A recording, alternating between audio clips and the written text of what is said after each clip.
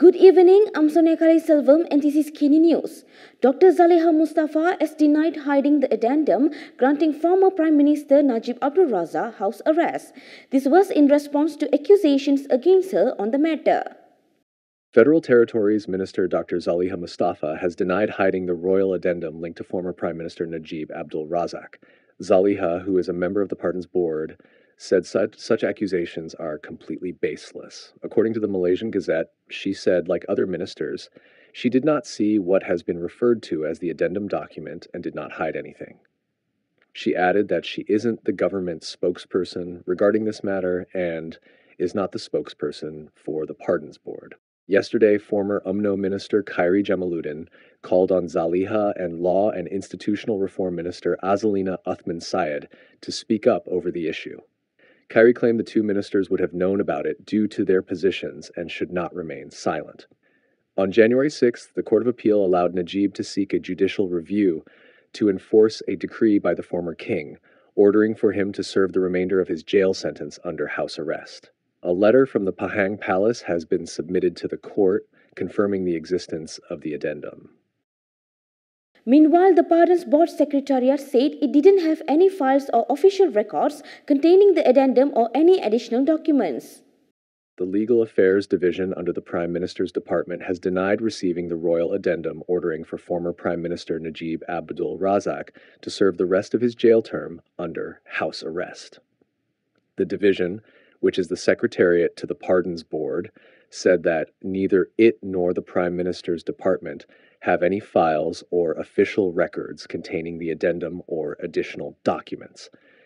In a statement this evening, it said it also did not receive any notification or official instructions from Istana Negara regarding the matter. It also clarified that Minister in the Prime Minister's Department for Law and Institutional Reform, Azalina Othman Said, is not a party to the Pardons Board's proceedings in any matters related to pardons. The division stressed that relevant documents can only be accessed by members of the Pardons Board and individuals directly empowered by the board.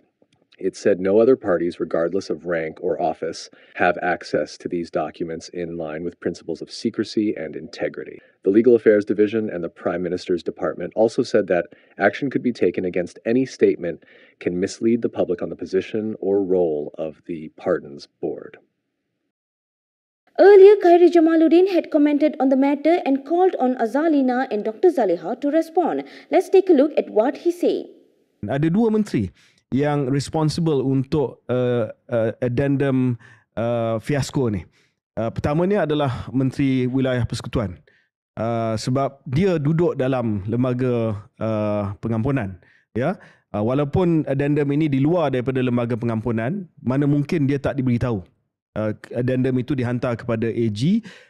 Saya percaya Peguam Negara mungkin mesti akan maklumkan kepada menteri yang bertanggungjawab di dalam lembaga itu bahawa, oh, by the way, kita telah dapat ini juga yang berlaku di luar daripada lembaga pengampunan. Untuk lembaga pengampunan Wilayah Persekutuan, menteri dia adalah Menteri Wilayah Persekutuan. Nama menteri itu adalah Dr. Zaliha Mustafa yang duduk di KKM tak berapa lama.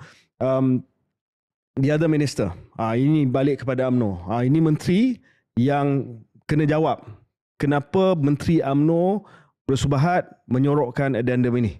Ini Menteri Undang-Undang. Apa nama dia? Datuk Azalina Othman Said. Ya. Surat kepada AG, addendum kepada AG. No way AG tak akan maklumkan kepada the line minister, iaitu Menteri Undang-Undang. To watch the full video on Khairy's comments, head to kinitv.com. If you like access to news like this and more, scan the QR code on the screen and subscribe to Malaysia Kini. Moving on to Dr. Mahathir, the former Premier has shared about a conversation that allegedly took place between his son and Abdul Badawi's son. Here's more on that. Former Premier Dr. Mahathir Mohamad has shared an alleged conversation between his son and Abdullah Ahmad Badawi's son. He claimed that during the conversation, Abdullah's son purportedly expressed an intention to use his father's position to enrich himself. Without mentioning specific names, Mahathir said he was shocked by this revelation. And they believe that during the time when I was Prime Minister, I was abusing power. I was corrupt. They Even, I mean, this is the son of Abdullah told my son that it was your turn before. Now it is our turn. Our turn for what? To steal money. I got shocked. He said at that stage he regretted stepping down as prime minister since instead of focusing on leading and building the country, they viewed the power of the prime minister as a means to enrich themselves. Mahathir shared this revelation during a podcast on YouTube this morning, hosted by former Minister Idris Jala and his son Leon, while responding to a question about successors. Sabah Finance Minister Masudi Manjun has dismissed corruption allegations against him and said that the MACC should be allowed to do its job fairly. Sabah Finance Minister Masudi Manjun said he has moved beyond the corruption allegation against him in relation to the issuance of mining exploration licenses in the state. When asked for his response to being implicated in a video by a whistleblower, Masudi reportedly said that he had moved on beyond the issue so he can do his job. The Daily Express quoted him as saying that these are the sort of irritations that come once in a while, but should not deter him from doing his job. He added to let the MACC do its job fairly, and if they need an additional statement, he was ready to give it to them. Masudi said he is more than happy to cooperate and had volunteered without waiting to be called because there is nothing to hide.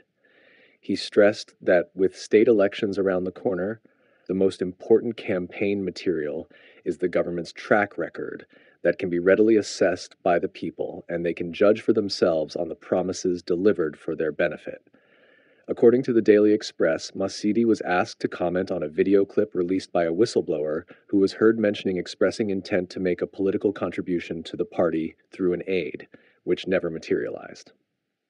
A legal expert has shared why he thinks the AG's chambers did not challenge it in court. Legal expert Zulkarnain Luqman has suggested that the Attorney General may have refrained from challenging the validity of the royal addendum related to Najib Abdul Razak to avoid causing embarrassment to the Yang di-Pertuan Agong or affecting the monarchy. He said this when asked for his views on why the AG's chambers did not challenge the addendum linked to Najib in court. Zulkarnain told Malaysia Kini that the issue must be handled cautiously, as any misstep could affect the Astana Negara or the royal institution. He said Najib has already brought this case to court, and if the AG also pursues it, there would be a redundancy of proceedings and potential embarrassment for the king. Elaborating further, Zulkarnain explained that the government might be waiting for the High Court's decision to determine whether the royal addendum carries legal weight. He said that while royal decrees are typically beyond the court's jurisdiction, the High Court must determine whether the addendum aligns with Article 42 of the Federal Constitution, which governs pardons. He added that whatever the outcome of Najib's case, it will serve as a precedent to determine whether the royal addendum carries legal authority or not. Meanwhile, Anwar's aide has called on all parties not to politicize the issue and to let the court evaluate the views of both the government and Najib. Principal Political Secretary to the Prime Minister, Shamsul Iskandar Mohamed Akin, has urged all parties to stop politicizing the issue of a royal addendum regarding Najib Abdul Razak's purported house arrest. He expressed concern over irresponsible parties exploiting the issue with baseless accusations against the government, particularly targeting Prime Minister Anwar Ibrahim. According to Bernama, he told reporters after an interview program that the matter should be left to the High Court to evaluate the views of both the government and Najib before deciding the next course of action. He said the case is still in its early stages, and the judicial process should take its course. He added that he was clarifying the matter as the discourse had gone off track and is no longer about whether the additional document exists, but has instead escalated to calls for the Prime Minister to resign, be suspended, or even face the death penalty.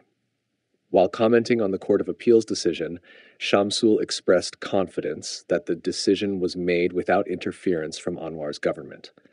He said Anwar has taken an open stance regarding Najib's trial, saying that as long as it is in accordance with the Constitution and the law, then by all means utilize the legal channels to seek justice. That is all from me today. For more stories, you can go to Kinitv.com. You can also follow us on Instagram, Twitter, YouTube and Facebook for the latest news updates. I'm Sonekale Selvam. Thanks for watching.